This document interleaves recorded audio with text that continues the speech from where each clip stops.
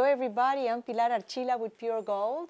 I'm sitting here with the director of our own Salvation Army here in Dublin, Sergeant James Allen. How are you today? Good, Pilar. Nice to be here with you.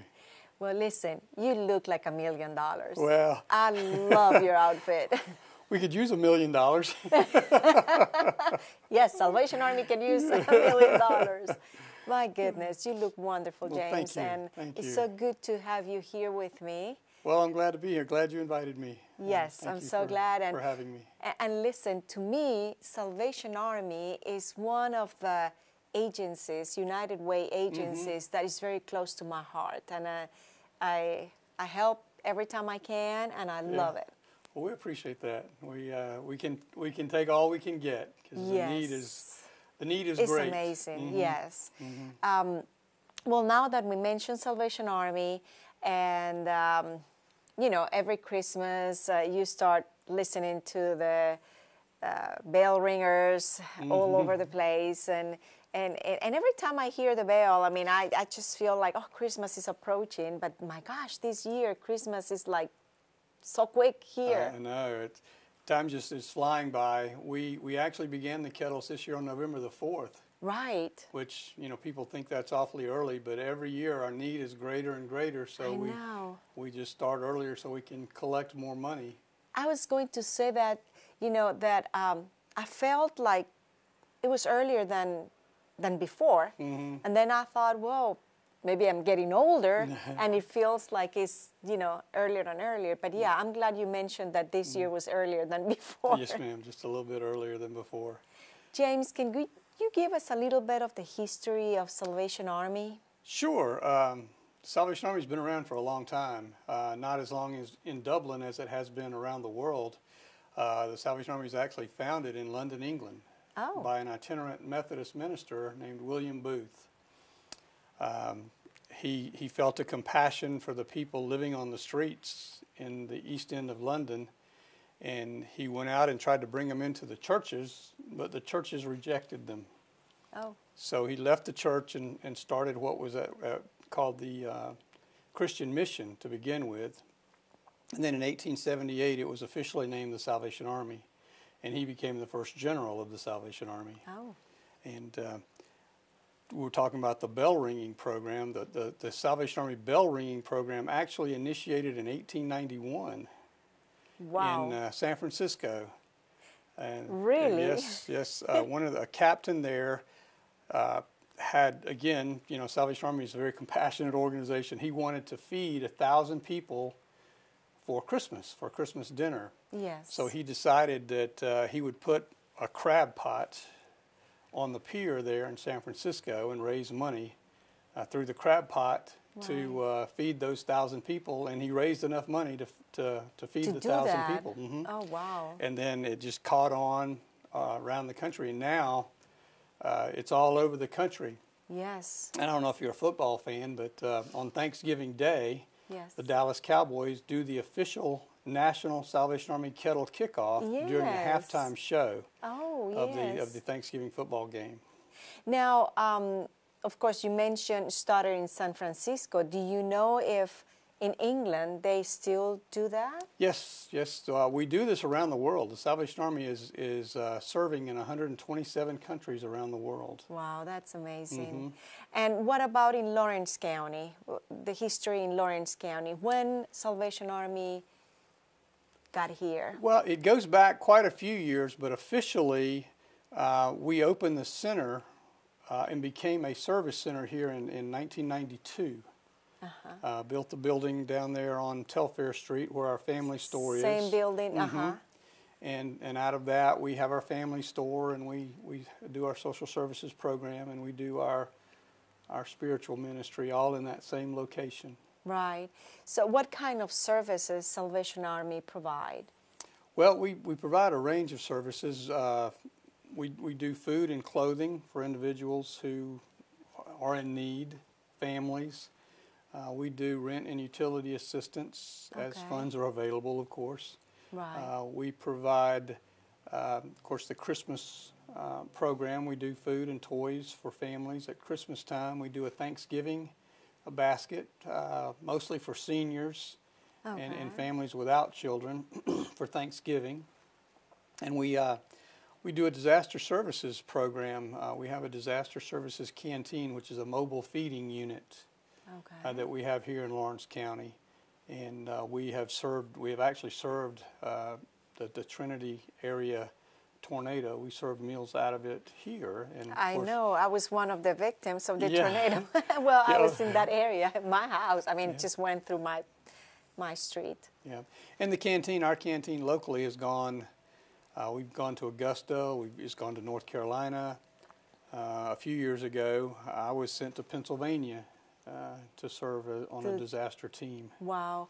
And what is the process like if someone is watching and they say, well, I have a few items.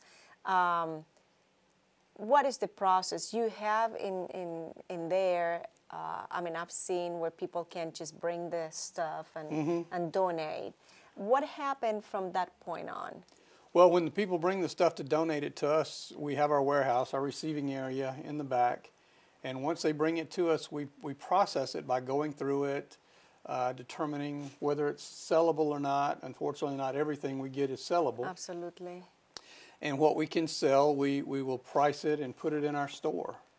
And the way it works in our store, normally we try to keep things in our store rotating in and out. So we have a system. So usually nothing will stay in the store more than 4 or 5 weeks before it rotates out. When rotates out, where'd the items go? That's a good question. We have two ways to still use those items and make good use of them. The clothing that we can't sell or don't sell in 4 or 5 weeks in the store, we bale it up in these 1,000-pound bales, and we sell it to these companies that will either ship it overseas or recycle it in the United States. Wow. You see, I didn't know that. We make money off of it that way. So even if we can't sell it, we can still make money off of it. Do something, yeah. And items like books or shoes or knickknacks for the house and linens and stuff like that, we have another company that we put that stuff in a semi-trailer and ship it to Atlanta, and they buy that and recycle it. So. Oh, wow. Very little goes to waste unless it's just trashed, you know. Right. Gosh, amazing. I had another, when you were saying that, if a family or someone goes to Salvation Army and really they don't have much money, and I know your prices are very low, but still, sometimes you give a break to those people? Well, we have a program that if there's an emergency need, we can give them clothing. Okay. A lot of times when, especially around July, when school's getting ready to start back and families just can't afford school clothes for their kids, they'll come in and we'll interview them, make sure that, you know, there's a need there. Right. And then once we determine there's a need, we'll just give them some clothing. Okay. As part of our program. And also, you mentioned before something related to, I don't know if it was electricity bills or works the same way? Yes, we take calls. We've been doing it about once a quarter now because of seems like we've lost some funding. Right. Once a quarter, we'll take calls and do interviews over the phone, and if they qualify, then we'll set up a personal interview for them to come in. And if they meet the qualifications and truly have a need, we can help them with either their utility bill or their rent or what gas about lodging? Or water. We don't have a shelter here in Dublin, unfortunately, but in an extreme situation, we do have a place where we can put them up in a local hotel for a night. That remind me of at one point, sometime, I mean, this is many years ago. I don't remember what the case was, but I remember going with the director back then and a family, and they were put up in a hotel or something like that for one night. It was something like really emergency. Yeah. And I remember doing that, you know, going and helping with that. But this is, my goodness, many years ago. Yeah. But I thought that was nice. We probably do that 3 or 4 times a month now. Wow. And when it gets cold, of course, you know, it's what might not be an emergency in June might be an emergency this weekend because it's really cold. To me, it's been cold since I'm always cold. Okay. Well, I tell you what, let's take a very short break. Okay. Stay with me, and please stay with us. We'll be right back. Choose the convenience of Neighbors Express and get friendly, courteous service every time you visit any of our convenient locations.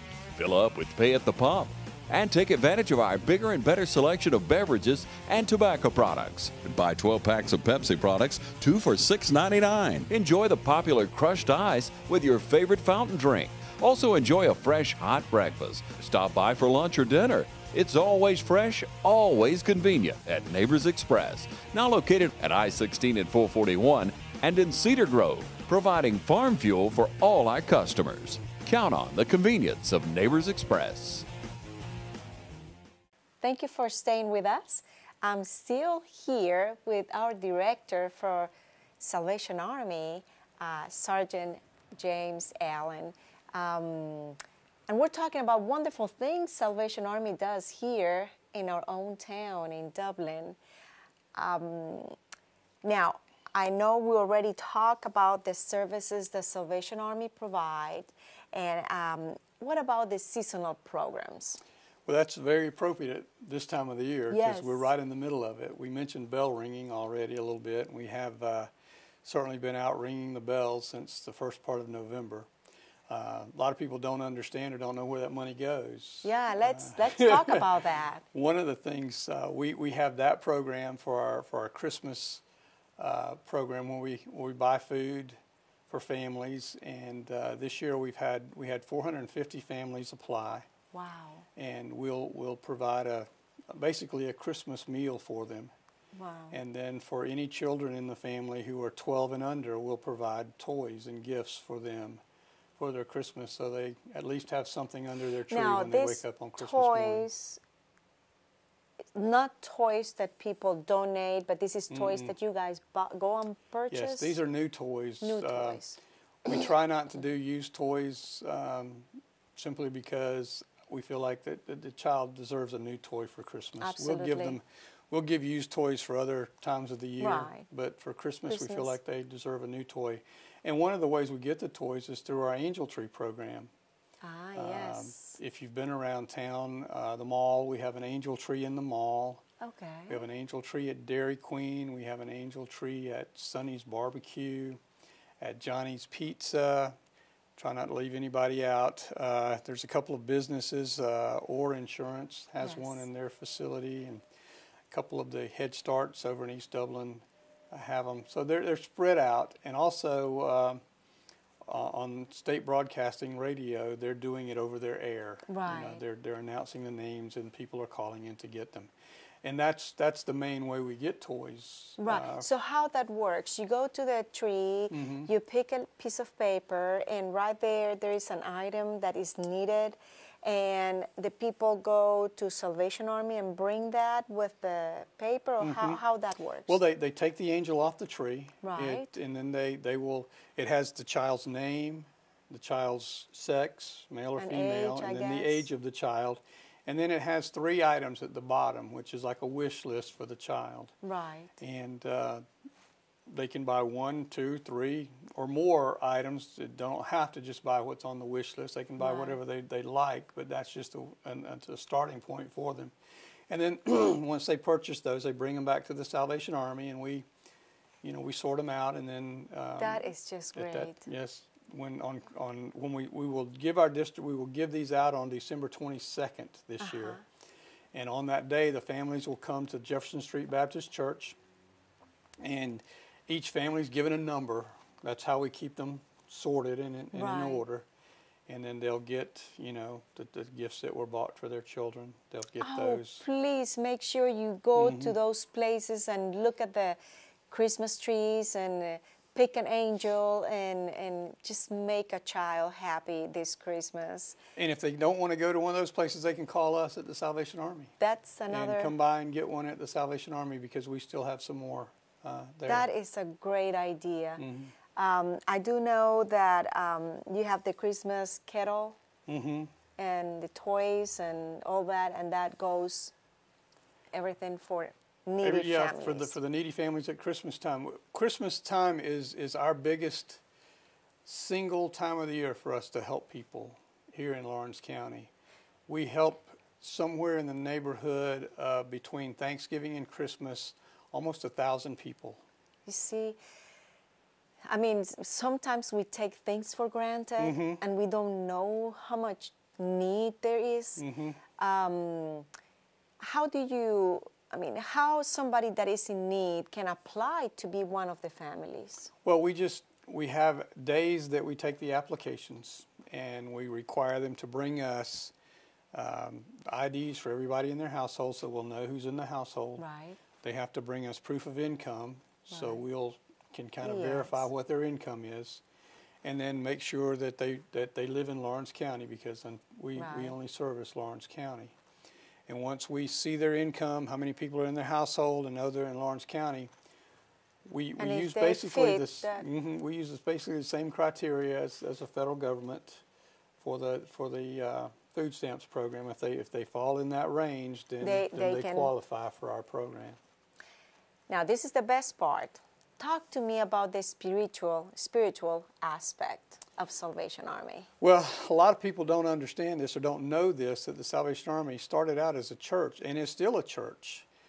In most places where we have a Salvation Army unit, the main part of the unit is the church. Wow. We haven't had that in Lawrence County. We're what they call a service center here, which is a smaller unit. Dublin obviously is a smaller community in the state of Georgia. And so we have a service center here, which in most places the service center just has the family store and the social services program and the Christmas program. Right. But in Dublin, we have a spiritual aspect to our program. Right now we're having a women's Bible study on Tuesday evening. Oh. We're going to start back with our youth program. We do a youth ministry on Tuesday evenings as well. I think we're going to probably move that to Wednesday evenings when we start back after the first of the year. And we have a Sunday morning service that we have kind of, in December, because we're so busy and we use our church for other things, we're not holding services during December, but we're going to start back in January having a Sunday morning worship service. That is wonderful. And it's a very small church, and everybody's welcome. It's a come as you are kind of thing. We have people dressed up. We have people coming in shorts and a T-shirt. It doesn't really matter. Right. You know, God loves For everybody. God, yeah, He doesn't care. Yeah. And you know, sometimes those shorts and T-shirt might be the best they have. Absolutely. And William Booth's philosophy was he didn't want anybody to feel intimidated or left out. One of his famous quotes was, "Go for souls and go for the worst." Yep. And that was the whole philosophy of his ministry. Yes. I remember one day he told his son, he said, his son was talking about the people out in the streets, and he says, "Well, go do something."